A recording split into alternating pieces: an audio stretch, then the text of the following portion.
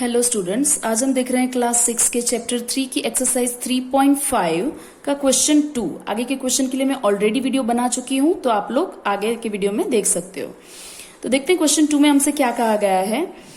Hair are 2 different factor trees for 60, write the missing numbers. हमें 60 के लिए 2 factor trees यहाँ पे लिख कर दी गई है और हमें मिसिंग नंबर उसमें फिलअप करना है। फैक्टर ट्रीज कैसे बनानी होती है ये आप लोग अगले स्टैंडर्ड में पहले ही पढ़ चुके हो, तो आपको सिर्फ यहाँ पे मिसिंग नंबर फिलअप करना है। तो मैं यहाँ पे फिलअप कर रही हूँ। 60 is equal to 6 multiply by 10। आपको पता है 6 10 60 होता है। देन 6 के भी अगर फैक्टराइजेशन करे तो 2 यहाँ पे दिया हुआ, अगर 2 को किससे मल्टीप्लाई करूंगी तो 6 आ जाएगा, तो ऑब्वियसली 2 3 6। ओके, सेम वैसे ही 10 के लिए मैं 5 को किससे मल्टीप्लाई करूँ तो 2 से। ओके, तो 5 2 10। सेम वैसे ही नेक्स्ट फैक्टर ट्री में भी कुछ इसी तरह से है। 60 है, उसमें 30 से डिवाइड किया गया है, मतलब 30 उसका फैक्टर लिखा है, तो 30 मल्टीप्लाई बाय 2 होगा, तब 60 का डिवीजन हो जाएगा। ओके, सेम वैसे ही 30 का फैक्टराइजेशन 10 मल्टीप्लाई बाय 3 होगा एंड 10 का फैक्टराइजेशन 5 2 हो जाएगा। ओके, इस तरह से मैंने फैक्टराइजेशन दोनों ही फैक्टर ट्री में जो मिसिंग नंबर थे वो मैंने फिलअप कर दिए हैं। आगे देखते हैं। क्वेश्चन 3 कुछ इस तरह से है। Which factors are not included in the prime factorization of a composite number. हम किसी भी कॉम्पोजाइट नंबर का प्राइम फैक्टराइजेशन करते हैं तब उसमें कौन से उसके फैक्टर्स हैं जो हम नहीं लिखते हैं। तो पहला होता है 1 एंड दूसरा होता है नंबर इटसेल्फ। क्योंकि आपको पता है कि आप प्राइम फैक्टराइजेशन, जैसे कि यहाँ पे फैक्टर ट्री, आप अगर मैं फैक्टर ट्री का एग्जांपल ले रही हूँ, आप कोई भी मेथड ले सकते हो। सपोज मैं 60 का प्राइम फैक्टराइजेशन यहाँ पे करूंगी तो मैं कभी भी इसका प्राइम फैक्टराइजेशन 1 मल्टीप्लाई बाय 60 ऐसा कभी नहीं करूंगी। ओके, ये गलत हो जाता है, मैं ऐसा कभी नहीं करूंगी। 1 एंड 60 को मैं अप्लाई में नहीं लूंगी। ओके, हम डायरेक्ट 230 या 320 कुछ इसी तरह से हम करेंगे। 160 मतलब कि 1 एंड वो नंबर इटसेल्फ हम कभी भी नहीं लेते। 1 एंड नंबर इटसेल्फ, इन दोनों को कभी भी हम प्राइम फैक्टराइजेशन में इन्वॉल्व नहीं करते। नेक्स्ट क्वेश्चन कुछ इस तरह से है। Right the greatest 4 digit number and express it in terms of its prime factors. तो सबसे पहले मुझे ये पता होना चाहिए, मतलब कि यहाँ पे हमें ग्रेटेस्ट 4 डिजिट नंबर ढूंढना है एंड देन उसका प्राइम फैक्टराइजेशन करना है, मतलब मैं फैक्टर ट्री यूज करूंगी। तो सबसे पहले ग्रेटेस्ट 4 डिजिट नंबर, तो मैं यहाँ पे लिख देती हूँ ग्रेटेस्ट 4 डिजिट नंबर। ये आप आसानी से ढूंढ सकते हो, आप पहले अगले स्टैंडर्ड में पढ़ चुके हो। तो greatest 4 digit number is equal to 999 and 9 4 time 9 means 9999। अब इसका मुझे प्राइम फैक्टराइजेशन करना है, तो मैं यहाँ पे फैक्टर ट्री का यूज कर रही हूँ, आप दूसरे किसी भी मेथड से भी कर सकते हो। तो यहाँ पे प्राइम फैक्टराइजेशन कर देते हैं हम इसका। तो यहाँ पे हो जाएगा 3 मल्टीप्लाई बाय, क्योंकि ये सबसे पहले 3 से डिविजिबल है, सो 3333। आप चाहो तो पीछे रफ काम में डिवीजन करके भी काम कर सकते हो। मैं यहाँ पे डायरेक्टली कर रही हूँ। 3 का प्राइम फैक्टराइजेशन हो चुका है वैसे तो, वो अगर आप यहीं पे स्टॉप कर दो तो भी चलता है। मैं यहाँ पे आगे एक स्टेप और कर रही हूँ, ये स्टेप ऑप्शनल है। ओके, यहाँ पे 3333 का देखने जाए तो उसे और भी 3 से डिविजिबल हो सकता है ये। सो आंसर आ जाएगा 1111।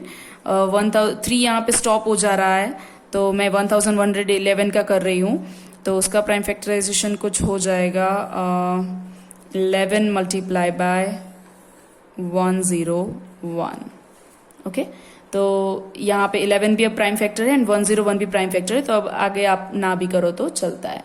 ओके, तो यहाँ पे मेरा फैक्टराइजेशन हो जा रहा है। आगे देखते हैं। अब नेक्स्ट देखते हैं क्वेश्चन 5, जिसमें हमें कुछ इस तरह से बोला गया है। Right the smallest 5 digit number and express it in the form of its prime factors.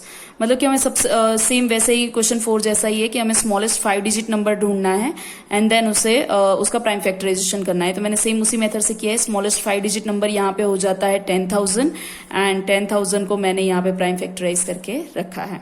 Okay, तो ये आपको खुद ट्राई करना है। आगे देखते हैं क्वेश्चन 6, जिसमें मुझे कुछ इस तरह से बोला गया है that find all the prime factors of 1729 and arrange them in the ascending order. मतलब कि मैं 1729 के सारे ही उसका प्राइम फैक्टराइजेशन करना है और प्राइम फैक्टर्स को असेंडिंग ऑर्डर में अरेंज करना है।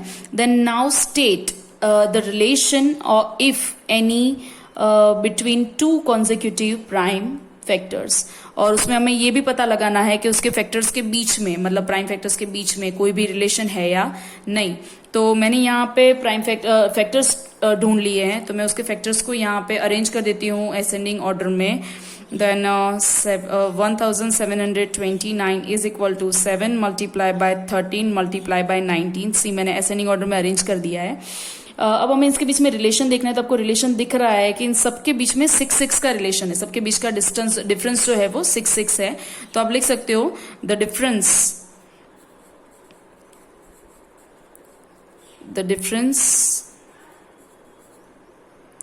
ऑफ 2 consecutive prime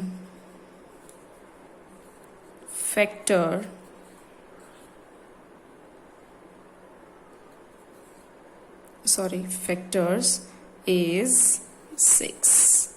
मैंने आंसर जो है ऑलमोस्ट क्वेश्चन में से ही लिखा है, तो आप लोग भी देख सकते हो यहाँ पे। ओके, स्टेटमेंट मैंने ऑलमोस्ट कॉपी किया है। तो ये हो गया।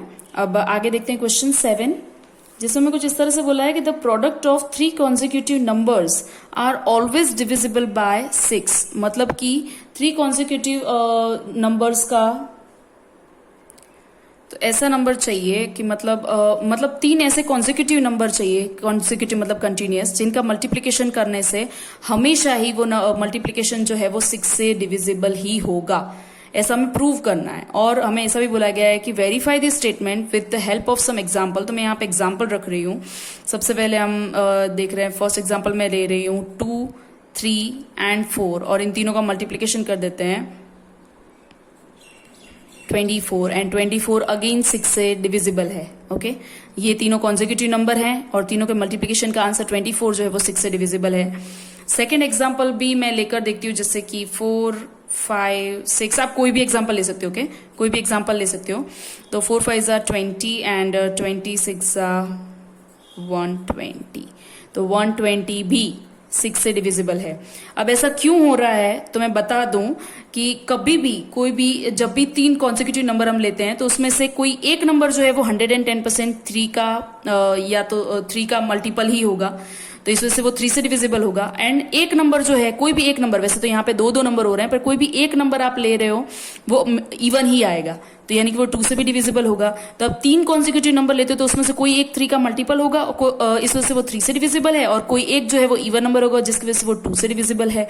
तो इस वजह से 2 एंड 3 से डिविजिबल होने की वजह से वो जो प्रोडक्ट है वो ऑलवेज 6 से डिविजिबल होगा, क्योंकि 2 3 6 होता है। तो मैं यहाँ पे लिख सकती हूँ, among the 3 consecutive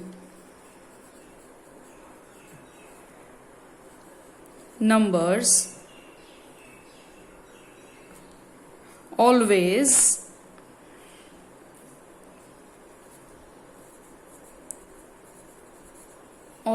divisible, sorry, यहाँ पे among the 3 consecutive number, 1 must be even number and 1 must be multiple of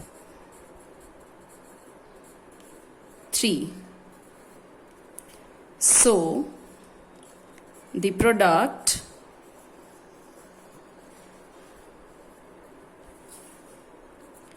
must be divisible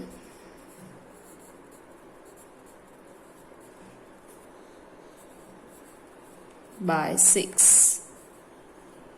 okay, तो इस तरह से हम समझ सकते हैं। अब आगे की एक्सरसाइज हम नेक्स्ट वीडियो में देखते हैं। Thank you.